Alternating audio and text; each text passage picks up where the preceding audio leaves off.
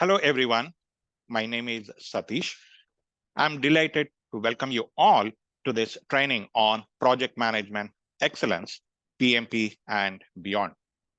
With little over 3 decades of IT expertise, I specialize in delivering professional corporate training, both in technical and project management skills. I'm excited to share my knowledge with you today. This workshop is offered to you by Atmanirbhar.in, a business that specializes in IT training. Let's begin to explore the various project management approaches, their methodologies, and how they are different from each other. Let's commence with the first topic, traditional approach to project management, and then explore other methodologies as presented on the slide. So traditional project management, also known as a waterfall approach. It is a well-planned, well-established, and a reliable approach that follows a linear and sequential method in planning, executing, monitoring, initiation, and the closure. It follows a well-defined structure, breaking the project down into distinct phases that are completed one at a time in a predetermined order. This approach is well suited for projects with clear objectives, well-defined scope, and minimal anticipated changes. In this approach, execution of project will be broken down into phases such as initiation, planning, execution, monitor and control, and finally closure. In the initiation phase, the project is defined, its objectives, and a project manager is aligned. So in the planning phase, the stakeholders of the project will define the scope of the project, and a detailed project plan is created. So next comes the execution phase, where the project plan is carried out and the tasks are completed according to the plan. Further, we have the monitoring and controlling. In this phase, the project progress is monitored, and if at all there are any adjustments needed, that will be taken care. The last phase is the closure, where the project is finalized, it is concluded. The lessons learned during that phase of the project is documented, and the project resources are released. So this approach prioritizes a structured and systematic method of managing projects, providing a clear roadmap from initiation to the completion stage. However, its sequential nature can be less adaptable for changing the project requirements. If at all there are any changes in between in the project, it will be difficult to plug in. So the question is, who will use this traditional approach? Usually, an experienced project manager who has successfully executed similar projects multiple times may choose to replicate the same process flow that proved effective in the past. So the traditional project management that follows various methodologies and framework as well. Some of the commonly employed methodologies include the waterfall method, critical path method, earned value management, and Prince2. Sounds interesting? Shall we explore more on these methodologies? Okay, let's begin with the waterfall method.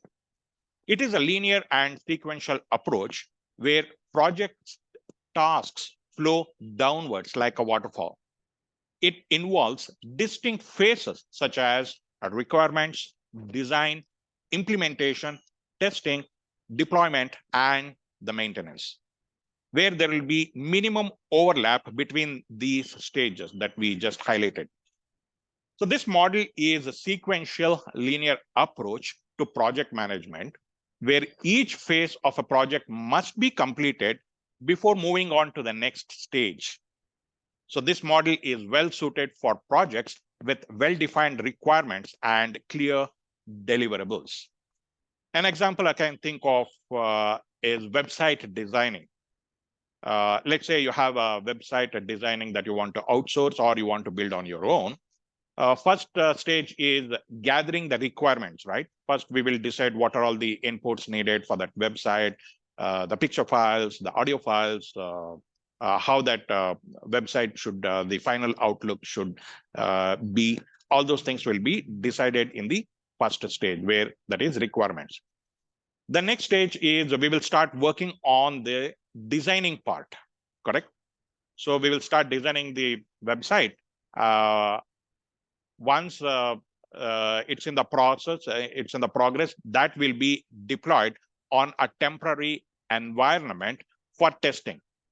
Usually it is referred to as UAT, that is user acceptance testing, what we call it in IT project delivery. So during this stage, the testing will be concluded. It will be conducted. Once the testing is completed successfully and we have the user inputs, the bugs, whatever, that will be fixed. So final version will be deployed in the live environment or will be hosting the website. So here we have touched upon all the flow or the phases of the waterfall method. What is that we have not touched upon is the final testing. That is after the hosting of the website, we will start maintaining that website. So there will be periodical changes, upgradations that is needed, correct?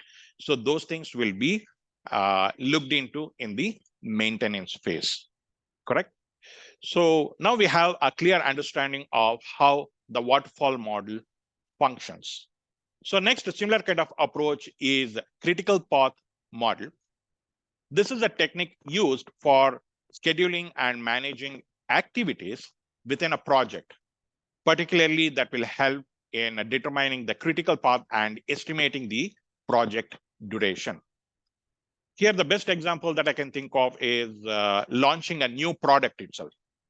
So the focus is on prioritizing the tasks effectively and minimizing the impact of potential delays that will contribute in successful launching of the new product. Also, we can track the project progress to make necessary adjustments as required. Further, another methodology that is followed is EVM, that is Earned Value Management. It is a project performance measurement technique that integrates a cost, schedule, and scope to assess the progress against the baseline. So it provides project managers the valuable insights into the project's health and enables them to identify potential issues at an early stage. So EVM uses 3 key metrics to measure. So they are planned value, earned value, and the actual cost. In planned value, the budget or planned cost for each task or project phase is described, it is decided. In the earned value, the percentage of work completed multiplied by the planned value. So this will represent the value of work actually completed and earned. So the last one is the actual cost metric.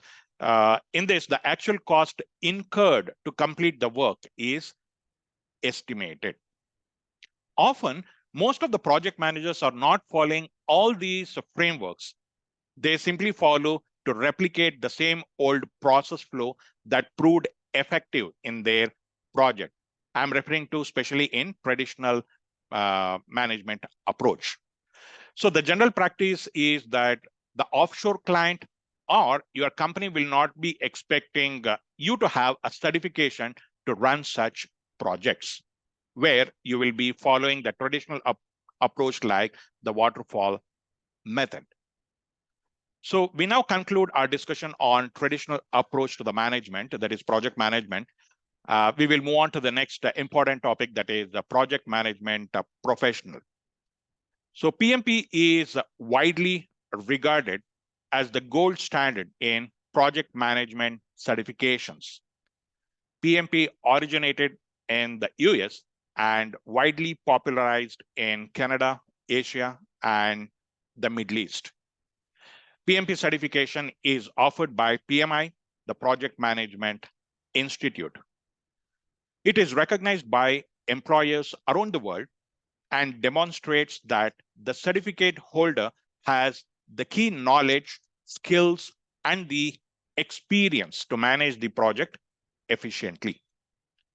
So the best or the most valued certificate in project management is often depends on various factors such as industry, geographical location, specific job role, and even the individual's career goals. So we cannot just draw a line that PMP is the best, that traditional approach or Prince 2 other certifications are not that part. No, we cannot. Okay, it depends on the geographical location as per the client's requirement. So there are several other certifications that are highly respected and widely recognized in the field of project management. They are CAPM, that is Certified Associate Program Management, Prince 2, CSM, and the Agile methodology. PMP is recognized and accepted in over 200 countries, whereas Prince 2 is used in UK, Denmark, and parts of Europe. Scrum is recognized in North America, Europe, and Asian region. So the Program Management Institute's PMBOK guide, that is PMBOK, the abbreviation is the Project Management Book of Knowledge. It sets the benchmark for project management. The PMBOK is a comprehensive guide to project management, covering all aspects of the project life cycle from initiation to closure. It is considered the gold standard for project management and is used by project managers around the world. So what is the eligibility to take the PMP exam? One must meet the education and the experience requirements as prescribed by Project Management Association. Let's understand that.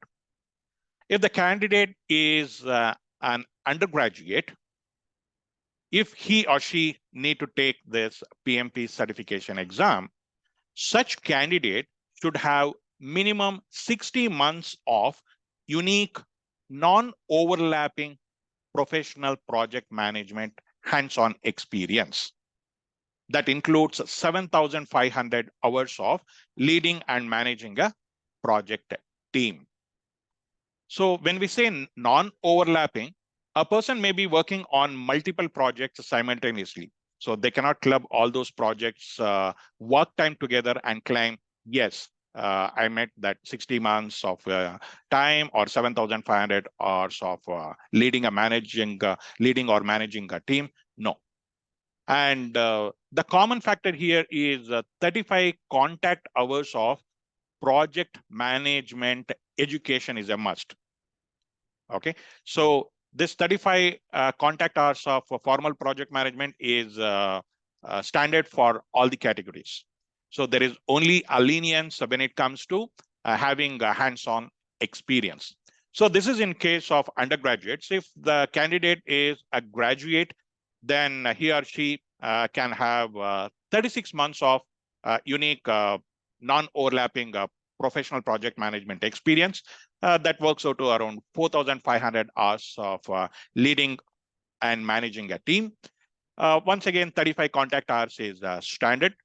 Suppose a candidate is a postgraduate.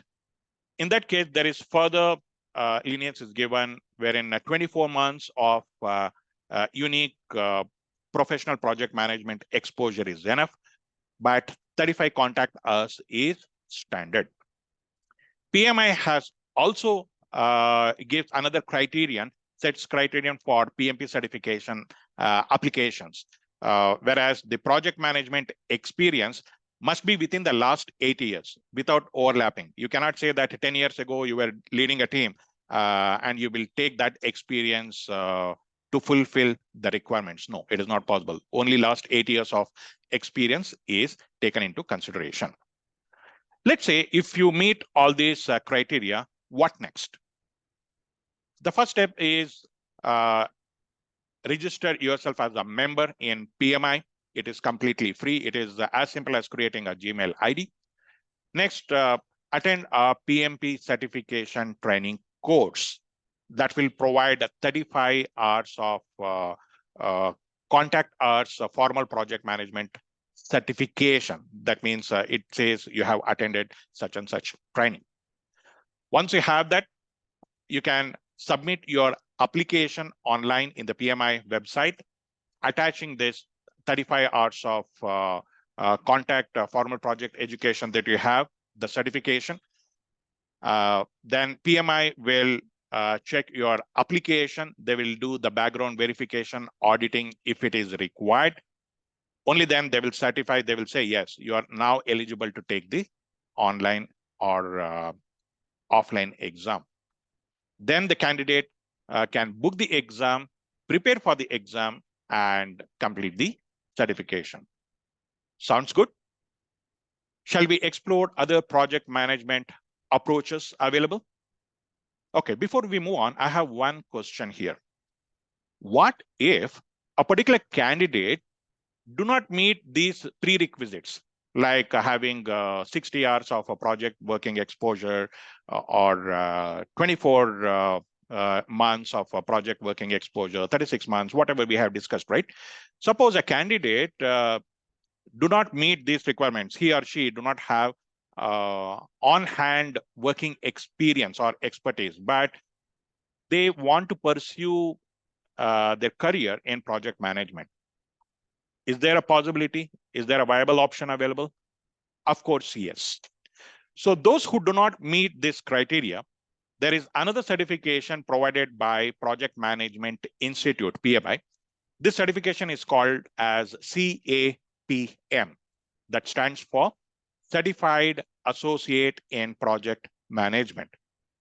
So you can undergo this training and acquire the certification. For that, there are no prerequisites available. Once you complete this certification, you are eligible to work in such project teams, assisting the project managers and other stakeholders. Then get the required mandate hands-on experience in working or executing the projects.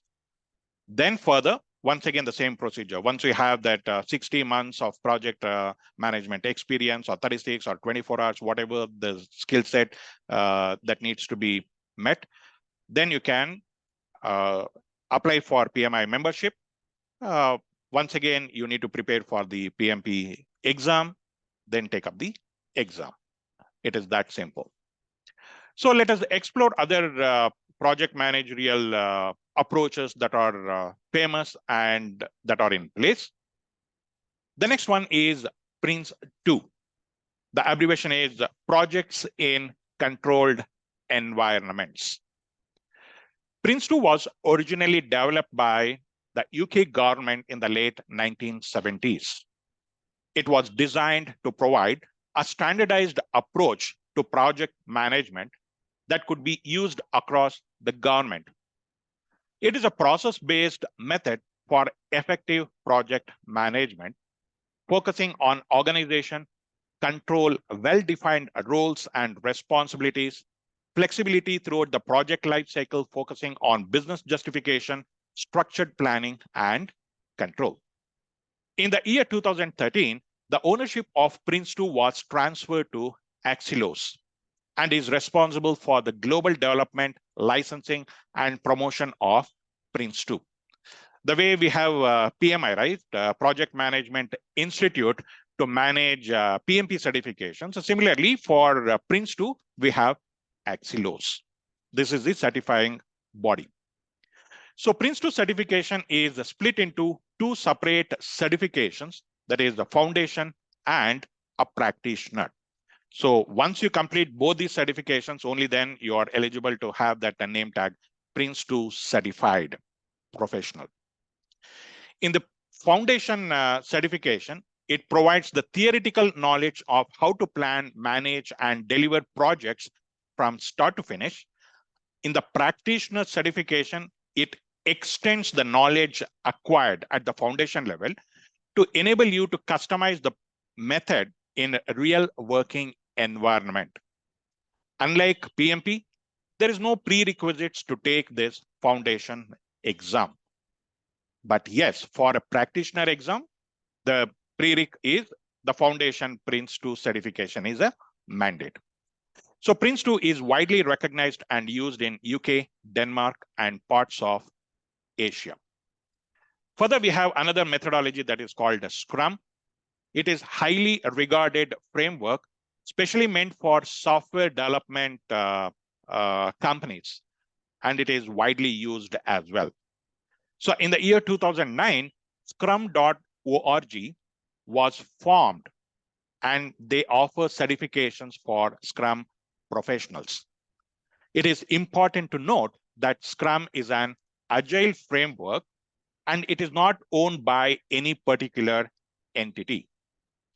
Scrum is not an acronym by itself. You can see the word Scrum is written in capitals.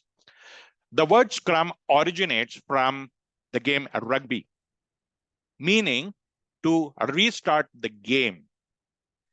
The word Scrum means restart the game. It involves the complete team to work together. The Scrum framework is also all about working together as a team on a shared goal. Sounds interesting, right? So the Scrum Alliance and Scrum.org, these are the two certified bodies for the certification. They provide authorized Scrum training as well as the certifications. Some of the certifications offered are CSM, that is the Certified Scrum Master, PSM, Professional Scrum Master, CSPO, Certified Scrum Product Owner, ACSM, that is Advanced Certified Scrum Master, and one more, there is the PSD, that is Professional Scrum Developer. So likewise, there are several Scrum certifications are available. We have another methodology, a very famous one, which is called Agile. It focuses on flexibility, collaboration, and delivering value through repeated development cycles and quick adoption to change. So Agile project management is typically divided into phases, which is called sprints, which are short-term period work. So during which a team works on completing a specific set of tasks or deliverables. So at the end of each successful completion of that task or deliverables, it is called as the sprint. So the team reviews its progress, identifies potential issues, and adopts its plans for the next sprint, that is the next task or deliverables. So Agile project management is an interactive approach to managing the projects that focuses on adaptability and continuous improvement. So we have one more called Kanban. This is not a frame or methodology. This is a virtualization tool that works and showcases your work in progress to maximize efficiency and the flow. It is like a pull system measuring that work is started only when it is needed and can be completed quickly.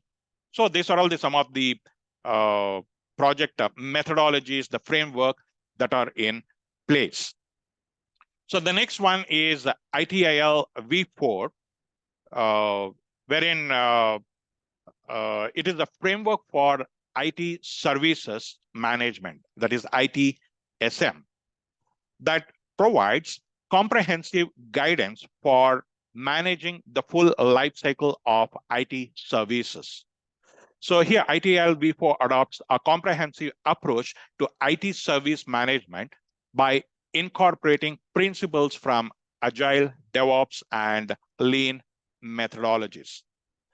The versioning of ITIL denotes the evolution and updates made to the framework over time to address changing practices, methodologies, and industry needs within IT service management. So we have similar kind of Six Sigma. It is a data-driven methodology used in process improvement to enhance the quality of products or services and reduce defects or variations. So it operates on principles of DMAIC. The abbreviation is define, measure, analyze, improve, control, to identify and eliminate the root causes of variation in process. So when a process operates at Six Sigma, it means the process has a very low defect rate of about 3.4 defects per million opportunities. So usually manufacturing industries, the service industries like a BPO, a call center, they adopt this management. Following this methodology to reduce the defects and improve their customer satisfaction, that is getting the improved CSAT and reducing the dissatisfaction customers. So Mumbai's Dabbawala have earned these standards of operational efficiency by achieving Six Sigma certification. They have an error ratio of 1 in 16 million lunch boxes delivered may have that error ratio. That is 16 million lunch boxes on a daily basis they are delivering. Maybe one among them, it may be misplaced or maybe delivered to a wrong person. So does it mean Mumbai said Dabbawala, did they gone through this Six Sigma training and got this, themselves certified? No, not actually. There's Mumbai Dabbawalas, they have their own methodologies which they are following from a very long time. Out of curiosity, Six Sigma, they wanted to learn how these Dabbawalas they are operating, and they got quite impressed because the error ratio is very, very small as compared to the regular Six Sigma practice itself. So finally, Six Sigma, they have awarded the certifications to Mumbai Dabbawala. We have a similar type of framework called SAFE, SAFE. The abbreviation is a Scaled Agile Framework. It is an approach used in large-scale software development to apply agile principles and practices across multiple teams within an organization. It provides a set of guidelines and practices for aligning teams, coordinating work and delivering values incrementally. So it is based on the principles of agile development, such as continuous integration, continuous delivery, and continuous improvement. So next we have the Jira. It is a project management software by itself. It is not a framework or a methodology. Jira is a project management software that helps the team plan, track, and organize their work. So it is a popular tool for agile software development, primarily used for issue tracking, bug tracking, fixing, those things. So Jira is widely used across especially software development teams, IT operations, project management, and various industries to facilitate efficient task management, project planning, and team collaboration. There is one more tool which is getting popularized, which is called Trello. It is very simple to use and easy to collaborate with regular other teams, enabling teams to organize the projects and everything related to them into dashboards. It is actually a visual tool that allows team members to collaborate effectively by providing clear overview of tasks, progress, and the responsibilities. So this is all about the various project managerial approaches that are available. Let us see what all the key takeaway from this class. The next batch is getting started on 25th November. It will be a 21 days class with 45 hours of training. 2 hours of each day session approx is targeted. It will be a weekend class conducted on Saturday and Sunday. PMBOK 6 and PMBOK 7 is covered. This training is especially targeting for project management professionals, PMP. So individual attention with the practical training is will be provided, discussing many practical strategies to implement in your daily project managerial work. Extensive quiz will be conducted based on interview and the PMP exam. Same class recorded videos, notes, practical guides will be provided. And last but not least, the mandate 35 contact hours of PDU, which is required for the exam eligibility also will be provided. So before we conclude, here we have all the topics that we discussed has been showcased in one single slide. I hope this session helped you understand the different ways to manage the projects, correct? And before we conclude, I want to answer one question. Are we going to learn all these different program management concepts? The answer is no. We have discussed all these different methodologies to understand the differences and where we use it.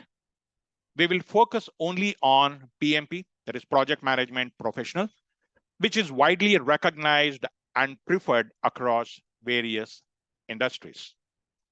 Let me know if you have to go back to a particular slide for a recap. Yes, we can do that. If not, we will close the session. Please post your comments in the description below so we can have a personal interaction as well. Thank you so much for your time, and I really appreciate being with me. We'll catch up soon. Thank you all.